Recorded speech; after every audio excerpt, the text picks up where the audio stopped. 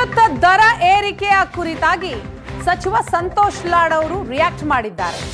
ಗೃಹ ಜ್ಯೋತಿ ಫಲಾನುಭವಿಗಳಿಗೆ ಈ ವಿದ್ಯುತ್ ದರ ಏರಿಕೆ ಇಲ್ಲ. ಗೃಹ ಜ್ಯೋತಿ ಅಡಿ ಉಚಿತ ವಿದ್ಯುತ್ ಪಡೆಯದವರಿಗೆ ದರ ಏರಿಕೆ ಬಿಸಿ ತಟ್ಟುತ್ತೆ. 10% ಜನರಿಗೆ ಮಾತ್ರ ಈ ವಿದ್ಯುತ್ ದರ ಏರಿಕೆ ಅನ್ವಯವಾಗಲಿದೆ. 90% ಜನರಿಗೆ ವಿದ್ಯುತ್ ದರ ಏರಿಕೆ ಅನ್ವಯವಾಗೋದಿಲ್ಲ ಅಂತ ಹೇಳ್ತಾರೆ. If you are using less than 200 units ನಿಮಗೆ ಇದು ಬರದೇ ಇಲ್ಲಲ್ಲ. ಲಾಗು ಆಗ್ತಕ್ಕಂಥದ್ದು ಭಾಳ ಕಮ್ಮಿ ಜನಕ್ಕೆ. ನೀವು ಹೆಂಗೆ what I want to argue is 36 paise per unit charge ಆಗ್ತಕ್ಕಂಥದ್ದು ಕೇವಲ ಇಷ್ಟು ಜನಕ್ಕೆ ಮಾತ್ರ ಇರ್ತಕ್ಕಂಥ. 100 ಜನ ಇದ್ದರೆ ಕರ್ನಾಟಕ ರಾಜ್ಯದಲ್ಲಿ ಕೇವಲ 10% ಜನಕ್ಕೆ ಮಾತ್ರ 36 ಪೈಸೆ ಪರ್ ಯೂನಿಟ್ ಆಗುತ್ತೆ. ಇನ್ನೂ 90% ಜನಕ್ಕೆ ಫ್ರೀ ಇದೆ ರಾಜ್ಯದಲ್ಲಿ ಅಲ್ವಾ. If you are using less than 200 units ನಿಮಗೆ ಇದು ಬರದೇ ಇಲ್ಲಲ್ಲ. ಲಾಗು ಆಗ್ತಕ್ಕಂಥದ್ದು ಭಾಳ ಕಮ್ಮಿ ಜನಕ್ಕೆ. ನೀವು ಹೆಂಗೆ what I want to argue is 36 paise per unit charge ಆಗ್ತಕ್ಕಂಥದ್ದು ಕೇವಲ ಇಷ್ಟು ಜನಕ್ಕೆ ಮಾತ್ರ ಇರ್ತಕ್ಕಂಥ. 100 ಜನ ಇದ್ದರೆ ಕರ್ನಾಟಕ ರಾಜ್ಯದಲ್ಲಿ ಕೇವಲ 10% ಜನಕ್ಕೆ ಮಾತ್ರ 36 ಪೈಸೆ ಪರ್ ಯೂನಿಟ್ ಆಗುತ್ತೆ. ಇನ್ನೂ 90% ಜನಕ್ಕೆ ಫ್ರೀ ಇದೆ ರಾಜ್ಯದಲ್ಲಿ. ಈ ಬಗ್ಗೆ ಮಾಹಿತಿಯನ್ನು ಕೊಡ್ತಾರೆ ನಮ್ಮ ಹಿರಿಯ ಪ್ರತಿನಿಧಿ ಆನಂದ್ ಬೈದನ್ ಮನೆ. ಇದೀಗ ನಮ್ಮ ಜೊತೆ ಸಂಪರ್ಕದಲ್ಲಿದ್ದಾರೆ.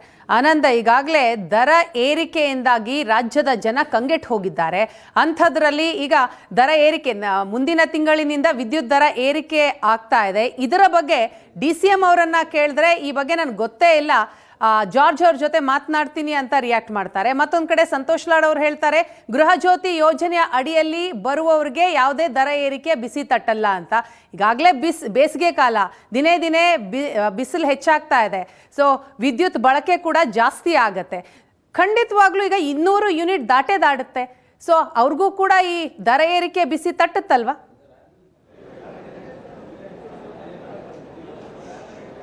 ವಿಡ ಕರ್ನಾಟಕದಲ್ಲಿ ಬೇಸಿಗೆ ಸಂದರ್ಭದಲ್ಲಿ ಸಹಜವಾಗಿ ವಿದ್ಯುತ್ತಿನ ಬೇಡಿಕೆಗಳು ಕೂಡ ಜಾಸ್ತಿ ಇರುತ್ತೆ. ಭಾಳ ಮುಖ್ಯವಾಗಿ ಕರ್ನಾಟಕದಲ್ಲಿ ಈಗಿರ್ತಕ್ಕಂಥ ಒಂದು ಅಂದಾಜಿನ ಪ್ರಕಾರ 17,395 ಮೆಗಾವ್ಯಾಟ್ ವಿದ್ಯುತ್ತು ಪ್ರತಿದಿನ ರಾಜ್ಯಕ್ಕೆ ಬೇಕಾಗುತ್ತೆ. ಇಷ್ಟು ಡಿಮಾಂಡ್ ಇರತಕ್ಕಂಥ ಈ ಸಂದರ್ಭದಲ್ಲಿ ಬೇಸಿಗೆ ಕಾಲಾವಧಿಯಲ್ಲಿ ಅದು ಒಂದಷ್ಟು ಜಾಸ್ತಿ ಕೂಡ ಆಗುತ್ತೆ. ಅದು 19,000 ಕೂಡ ದಾಟತಕ್ಕಂಥ ಸಾಧ್ಯತೆಗಳು ಕೂಡ ಇದೆ. ಹೀಗಿರುವಾಗ ವಿದ್ಯುತ್ತಿನ ಉತ್ಪಾದನೆ ಮತ್ತು ನಮಗಿರ್ತಕ್ಕಂಥ ವಿದ್ಯುತ್ತಿನ ಒಟ್ಟು ಲಭ್ಯತೆ ಆಧಾರದ ಮೇಲೆ ಸಹಜವಾಗಿ ಮ್ಯಾನೇಜ್ ಮಾಡ್ತಕ್ಕಂಥ ಪ್ರಯತ್ನವನ್ನು ಇಂಧನ ಇಲಾಖೆ ಮಾಡ್ತಾ ಇರ್ತದೆ. ಈಗ KRECಗೆ ಈ ಸಂಬಂಧಪಟ್ಟಾಗ ಅಂದಿರ್ತಕ್ಕಂಥ ವ್ಯವಸ್ಥೆ ಒಳಗಡೆ ಒಟ್ಟು ಬೇಡಿಕೆ, ವಿತರಣೆ ಮತ್ತು ಇರ್ತಕ್ಕಂಥ ಸಂಗ್ರಹ ಇದರ ಆಧಾರದ ಮೇಲೆ KRECಗೆ ಒಂದು ರಿಕ್ವೆಸ್ಟ್ ಅನ್ನು ಕೂಡ ರಾಜ್ಯ ಸರ್ಕಾರ ಮಾಡಿತ್ತು. ವಿದ್ಯುತ್ ದರವನ್ನು ಏರಿಕೆ ಮಾಡೋ ಸಂಬಂಧಪಟ್ಟಾಗೆ ಒಂದು ಸೂಕ್ತವಾದ ನಿರ್ಣಯವನ್ನು ಮಾಡಲಿಕ್ಕೆ ರಿಕ್ವೆಸ್ಟ್ ಅನ್ನು ಮಾಡಿದಂಥ ಹಿನ್ನೆಲೆಯಲ್ಲಿ KREC ಈಗಾಗಲೇ ಅಧಿಕೃತವಾಗಿ ಪರ್ ಯೂನಿಟ್ಗೆ 36 ಪೈಸೆಯನ್ನು ಏರಿಕೆ ಮಾಡಬೇಕು ಅಂತ ಹೇಳಿ ಈಗಾಗಲೇ ಒಂದು ಸ್ಪಷ್ಟವಾಗಿರ್ತಕ್ಕಂಥ ಸೂಚನೆಯನ್ನು ಕೊಟ್ಟಿದೆ. ನಿರ್ದೇಶನ ರಾಜ್ಯ ಸರ್ಕಾರಕ್ಕೆ ಬಂದಿದೆ. ಏಪ್ರಿಲ್ 1ರಿಂದ ಈ ಒಂದು ವಿದ್ಯುತ್ ದರವನ್ನು ಏರಿಕೆ ಮಾಡಬೇಕು ಅಂತಕ್ಕ ನಿರ್ಧಾರವನ್ನು ಸರ್ಕಾರ ತೆಗೆದುಕೊಳ್ಳುತ್ತೆ. ಯಾವುದೇ ಸರ್ಕಾರ ಇದ್ರೂ ಕೂಡ ವಿದ್ಯುತ್ ದರ ಏರಿಕೆ ಸಂಬಂಧಪಟ್ಟ KREC ಏನು ರೆಫರ್ ಮಾಡುತ್ತೋ ಆ ರೆಫರ್ ಪ್ರಕಾರ ವಿದ್ಯುತ್ ದರವನ್ನು ಏರಿಕೆ ಮಾಡ್ತಕ್ಕಂಥದ್ದು ಪದ್ಧತಿ, ಆ ಪದ್ಧತಿಯನ್ನು ಮುಂದುವರಿಸ್ಕೊಂಡು ಹೋಗುತ್ತೆ. ಆದರೆ ಈಗಿರ್ತಕ್ಕಂಥ ಪರಿಸ್ಥಿತಿಯೊಳಗೆ ಅಂದರೆ ನಮಗಿರ್ತಕ್ಕಂಥ ವಿದ್ಯುತ್ತಿನ ಬೇಡಿಕೆ ಏನಿದೆ, ಬೇಡಿಕೆಗೆ ಪೂರಕವಾಗಿ ನಾವು ಅದನ್ನು ಪೂರೈಕೆ ಮಾಡಬೇಕಾಗತ್ತೆ. ಪೂರೈಕೆ ಮಾಡುವ ಸಂದರ್ಭದಲ್ಲಿ ಕೂಡ ಸಹಜವಾಗಿಯೇ ಗ್ರಾಹಕ ಬಳಕೆ ಮಾಡ್ತಕ್ಕಂಥ ವಿದ್ಯುತ್ತಿನ ಪ್ರಮಾಣವೂ ಕೂಡ ಜಾಸ್ತಿ ಇರುತ್ತೆ. ಈಗ ಅದು ವಿದ್ಯುತ್ ದರ ಏರಿಕೆ ಆದಾದರೆ ನಿಶ್ಚಯವಾಗಿಯೂ ಕೂಡ ಸಹಜವಾಗಿ ಯಾವ ಪ್ರಮಾಣದ ಬಿಲ್ಲನ್ನು ಕಟ್ತಾ ಇರ್ತಾರೋ ಅದು ಗಣನೀಯವಾಗಿ ಒಂದು 20%, 30% ಏರಿಕೆ ಆಗ್ತಕ್ಕಂಥ ಸಾಧ್ಯತೆಗಳು ಕೂಡ ಇರುತ್ತೆ. ಆಗ ಸಹಜವಾಗಿ ವಿದ್ಯುತ್ ದರ ಗ್ರಾಹಕರ ಮೇಲೆ ದೊಡ್ಡ ಮಟ್ಟದ ಹೊರೆಯನ್ನು ಉಂಟು ಮಾಡುತ್ತೆ ಅನ್ನೋದ್ರಲ್ಲಿ ಯಾವುದೇ ರೀತಿಯ ಅನುಮಾನ ಇಲ್ಲ.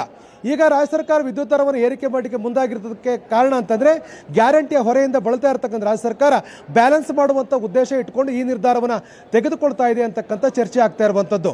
ಈಗ ಇಂಧನ ಇಲಾಖೆ ಇದಕ್ಕೆ ಸ್ಪಷ್ಟವಾದ ಸಮಜಾಯಿಷಿ ಕೊಡ್ತಕ್ಕಂಥದ್ರೆ KREC ಏನು ಹೇಳಿದೆ ಅದನ್ನಷ್ಟೇ ನಾವು ಮಾಡ್ತಾ ಇದ್ದೇವೆ, ಯಾವುದೇ ರೀತಿ ಹೊರೆ ಆಗ್ತಕ್ಕ ಕೆಲಸವನ್ನು ಮಾಡ್ತಾ ಇಲ್ಲ ಅಂತಕ್ಕಂಥ ಮಾತನ್ನು ಸರ್ಕಾರ ಹೇಳ್ತಾ ಇದೆ. KREC ರೆಫರ್ ಮಾಡಿದ್ರು ಕೂಡ ಅದನ್ನು ತಡಿತಕ್ಕಂಥ ಆ ಒಂದು ಸೂಚನೆಯನ್ನು ಫಾಲೋ ಮಾಡದೇ ಇರತಕ್ಕಂಥ ನಿರ್ಧಾರವನ್ನು ರಾಜ್ಯ ಸರ್ಕಾರ ಮಾಡ್ಬೋದು. ಆದರೆ ಗ್ಯಾರಂಟಿಯ ಕಾರಣಕ್ಕಾಗಿ ದೊಡ್ಡ ಮಟ್ಟದ ಆರ್ಥಿಕ ಹೊರೆಯನ್ನು ಎದುರಿಸ್ತಾ ಇರತಕ್ಕಂಥ ರಾಜ್ಯ ಸರ್ಕಾರ ಸಹಜವಾಗಿ ಬರ್ತಕ್ಕಂಥ ಆದಾಯದ ಮೂಲವನ್ನು ಯಾವುದೇ ಕಾರಣಕ್ಕೂ ಬ್ರೇಕ್ ಹಾಕಲಿಕ್ಕೆ ಇಷ್ಟಪಡೋದಿಲ್ಲ. ಸಹಜವಾಗಿ ಬರ್ತಕ್ಕಂಥ ಆದಾಯದ ಮೂಲವನ್ನು ಸಮರ್ಪಕವಾಗಿ ಬಳಕೆ ಮಾಡ್ಕೊಳ್ತಕ್ಕ ನಿರ್ಧಾರದತ್ತ ಸರ್ಕಾರ ಚಿತ್ತ ಹರಿಸುತ್ತೆ.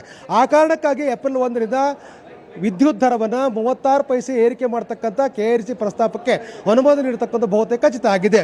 ಇವೆಲ್ಲವೂ ಕೂಡ ನಿಶ್ಚಿತ ಆಗಿತ್ತು. ಯಾಕೆಂತಂದ್ರೆ ಬೇಸಿಗೆ ಸಂದರ್ಭದಲ್ಲಿ ವಿದ್ಯುತ್ತಿನ ಬೇಡಿಕೆ ಹೆಚ್ಚಾಗ್ತಿದ್ದಾಗಲೇ ಆ ಒಂದು ಲಾಭವನ್ನು ಅದರ ಪರಿಸ್ಥಿತಿ ಲಾಭವನ್ನು ಪಡ್ಕೊಂಡು ವಿದ್ಯುತ್ ದರವನ್ನು ಏರಿಕೆ ಮಾಡಬೇಕು ಅಂತಕ್ಕಂಥ ಲೆಕ್ಕಾಚಾರ ಸರ್ಕಾರ ಇತ್ತು. ಅದಕ್ಕೆ ಪೂರಕವಾಗಿ KRC ಕೂಡ ಈಗ ರೆಫರ್ ಮಾಡಿದೆ. ಆ ರೆಫರ್ನ ಅನ್ವಯ 36 ಪೈಸೆ ಏರಿಕೆ ಆಗುತ್ತೆ. ಆದರೆ ಇದನ್ನು ಸರ್ಕಾರ ಸಮರ್ಥನೆ ಮಾಡ್ಕೊಳ್ತಕ್ಕಂಥ ಪ್ರಯತ್ನ ಮಾಡಿದೆ. ಗ್ಯಾರಂಟಿಯಿಂದ ಲಾಭ ಪಡ್ಕೊಳ್ತಕ್ಕಂಥವ್ರಿಗೆ ಯಾವ ತೊಂದರೆ ಆಗೋದಿಲ್ಲ. ಕೇವಲ 10% ಅಷ್ಟು ಜನರಿಗೆ ಮಾತ್ರ ಇದು ವಿದ್ಯುತ್ ದರದ ಏರಿಕೆ ಪರಿಣಾಮಗಳು ಬೀರುತ್ತೆ ಅಂತಕ್ಕಂಥ ಒಂದು ಸಮಜಾಯಿಷನ ಸರ್ಕಾರ ನೀಡ್ತಾ ಇರುವಂತದ್ದು.